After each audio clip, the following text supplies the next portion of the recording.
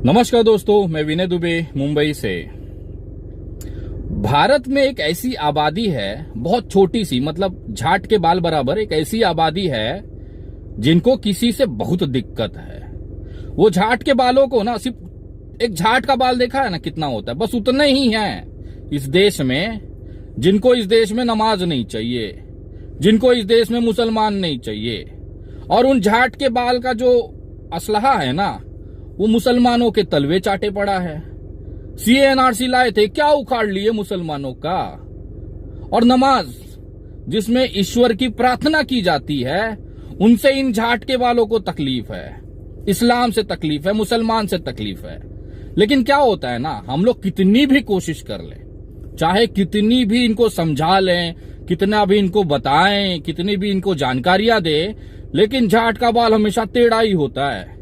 इनको चाहे जितना समझा लो, ये टेढ़े के टेढ़े ही रहेंगे। तो रो भाई, अब तुम्हें साफ करने का समय आ गया है देश में। जिनको भी भोसड़ी वालों को इस देश में नमाज से दिक्कत है, इस्लाम से दिक्कत है, मुसलमान से दिक्कत है, वो अपने पिछवाड़े बरनौल लगाना चालू करें, क्योंकि उत्तर प्रदेश में तुम्हारे जैसे झाट के बालों का सुपड़ा साफ होने जा रहा है।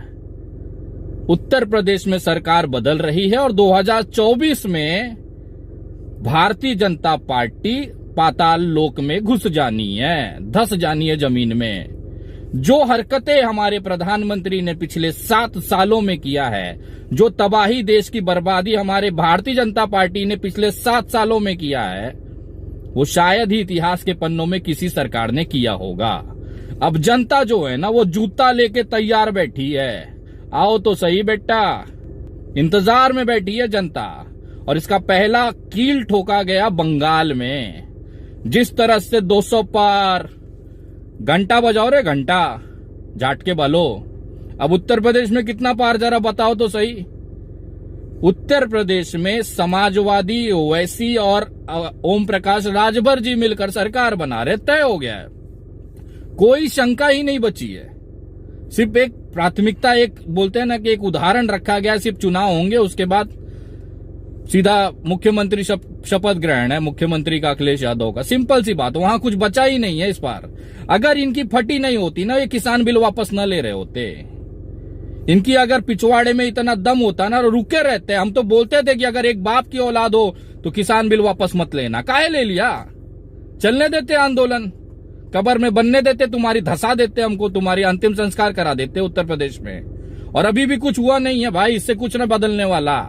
जनता समझ चुकी है कि तुम लोग कितने बड़े दोगले हो, कितने बड़े जनता के विरोधी हो। अब जनता तुम्हारा फैसला करेगी और उत्तर प्रदेश में तैयारी कर लो। जो भी भारतीय जनता पार्टी का उम्मीदवार घोषित होगा, उसका राजनीतिक करियर इस बार समाप्त हो जाएगा। उत्तर प्रदेश में कुत्तों से बुरी हालत, एक पिछवाड़े खुजली करता हुआ, पीठ रगड़ता हुआ कुत्ता जो होता है ना, उससे बुरी हालत भारतीय जनता पार्टी की होने वाली है और ये जनता तय कर चुकी है। अब सोचो, सरकार बदलने के बाद इन भोसड़ी वाले और भड़वे अंडुलों का क्या होगा। जिस आदमी की गांड फटती है सिर्फ नमाज से, वो इंसान आज सरकार बदलने के बाद कहां बिल में जाके छुपेगा या किसकी गांड में जाके छुपेगा। तैयारी कर लो रे अपने अपने बिलों की और गांड के होलों की, क्योंकि छुपने का समय हो गया, तुम्हारा अंडरग्राउंड का समय आ गया है। 4 महीने बचे हैं, जितना कूदना है, जंप मारना है, मार लो। उसके बाद उत्तर प्रदेश में संवैधानिक तरीके से, कानूनी प्रक्रिया के अंतर्गत रहते हुए अखिलेश यादव जी को साथ में लेकर हम सभी लोग उन तमाम लोगों पे ऐसी कार्रवाई कराएंगे और देश के अंदर उदाहरण प्रस्तुत करेंगे कि इस तरह की नफरत फैलाने वाली जो एक झाट के बाल की कौम है ना, उनको सफाया करने का समय आ गया। कैमरा उठा लो, कुछ भी हगते रहो, हिंदू मुसलमान कराते रहो, एक धर्म को गाली देते रहो ना चलना अब इस देश में भाई। ये देश में अब नहीं चलेगा।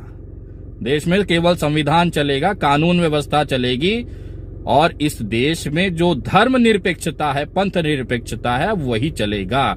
सेक्युलर जो है वही इस देश का नागरिक है। बाकी आप अपने धर्म के लिए कट्टर है, चाहे हिंदू हो चाहे मुसलमान हो, अपने घर रहो, बकचोदी करने की कोई जरूरत नहीं है।